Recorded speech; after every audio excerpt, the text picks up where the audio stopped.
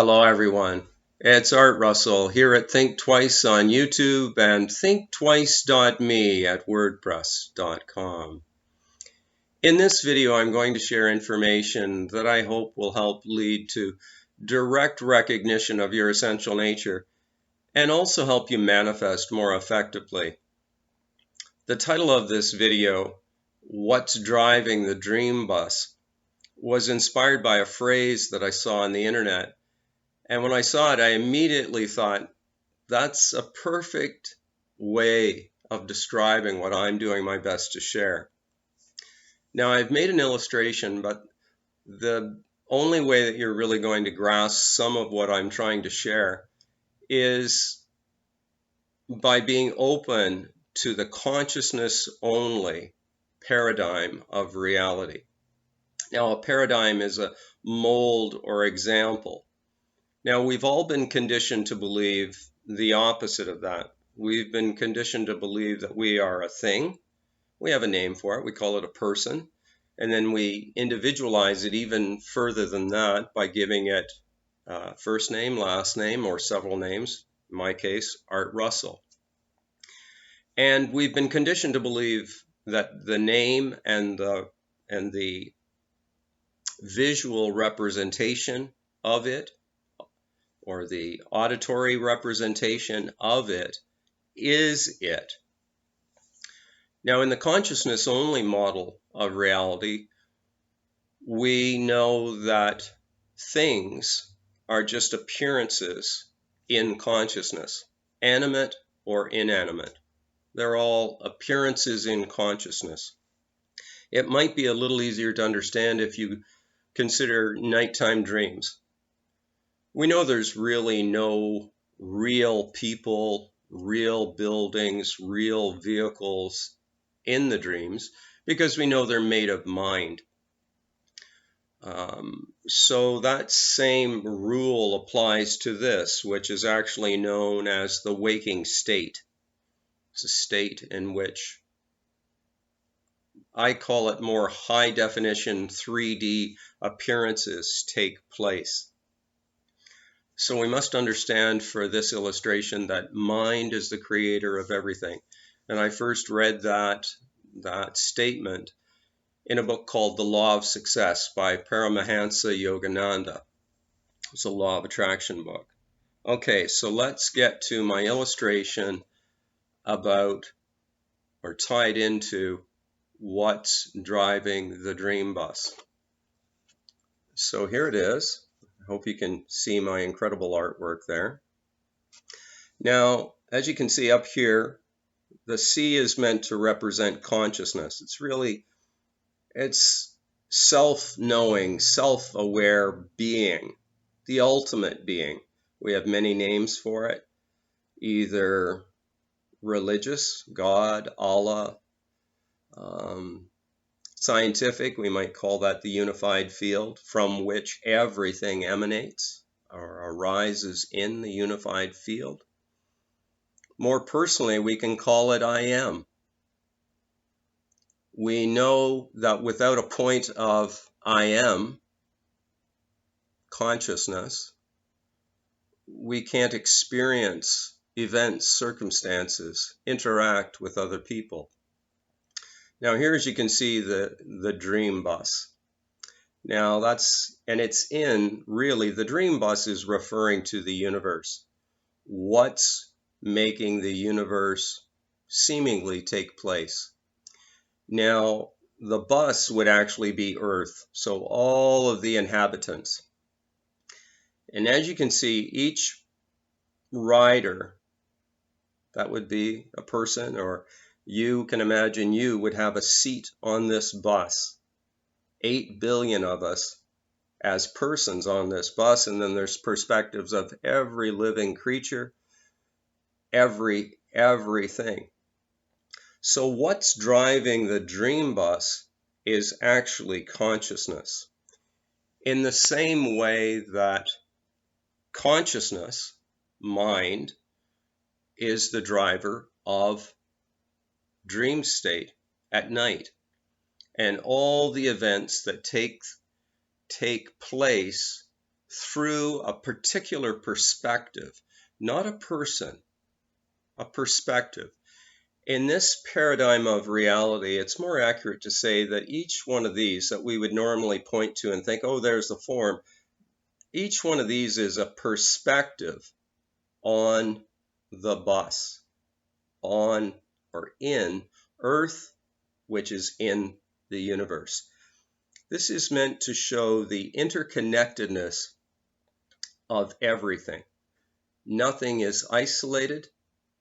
Everything is an interplay of energy.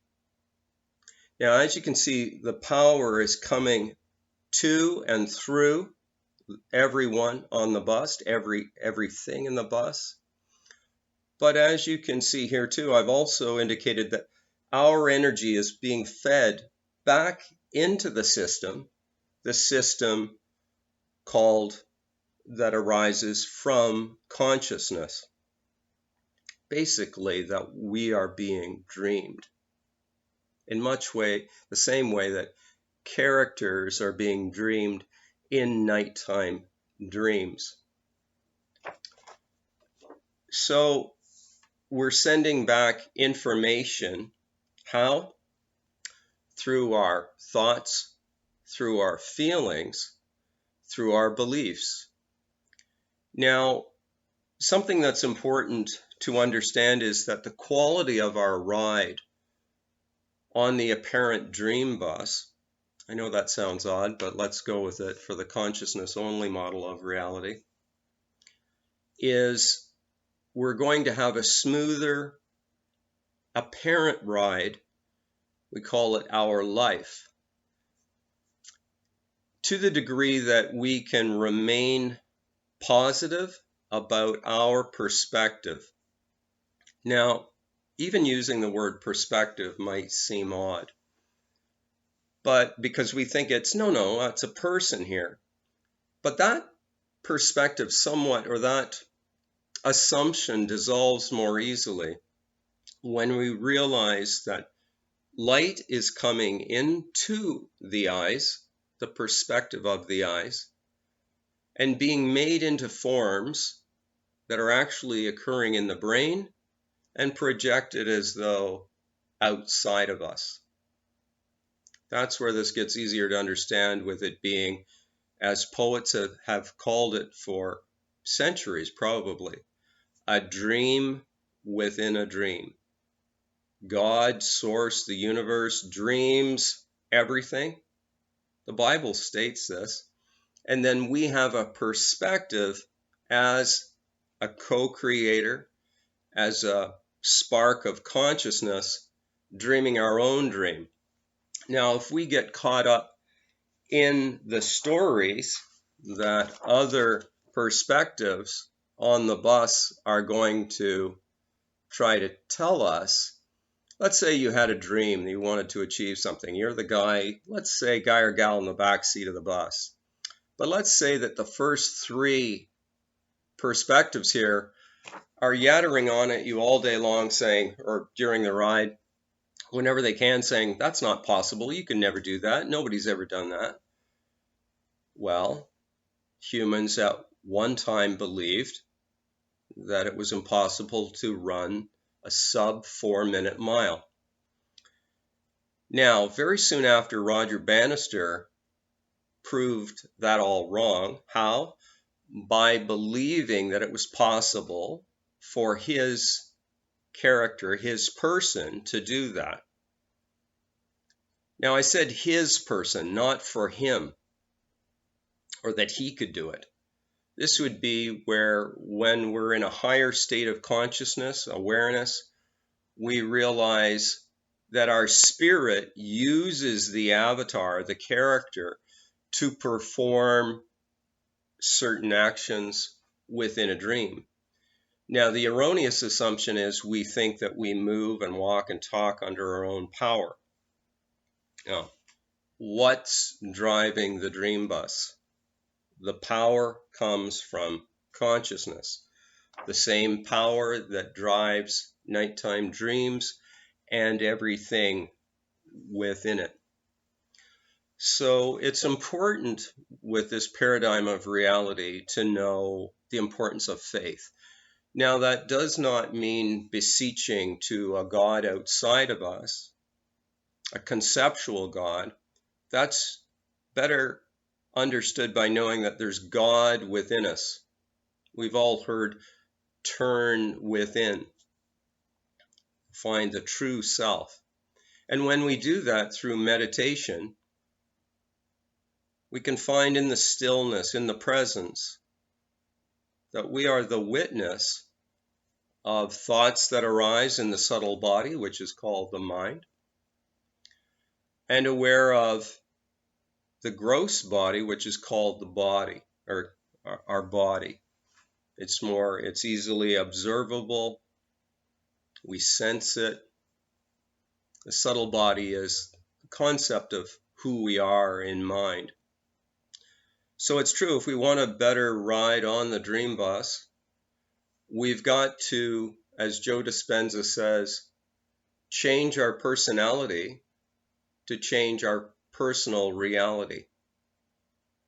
Imagine that you're healthier. Imagine that you're wealthier. Imagine that you're successful. And Neville Goddard, who was a mystic born in the Barbados, who lectured in the US, and his books are still widely available, would advise us to imagine an end scene, a scene perhaps being congratulated by someone that you got the raise, or you just congratulations on your new home, or I hear that your health is really great now. Someone congratulating you. That implies, when visualized as a scene, that implies that you have it. It's also important to understand with this paradigm of reality what Neale Donald Walsch, who was the author of the Conversations with God books, that God always says yes. So, for instance, if someone, some perspective on the bus is always thinking, this is a lousy bus ride. Gee, I don't know why we have to be on this bus. I really don't want to be here. Or someone saying my life sucks, it's really terrible. That is the signal that is being sent out into consciousness, which will then, if this is done persistently and habitually enough, indeed represent a not very nice ride on the dream bus for that perspective. All right.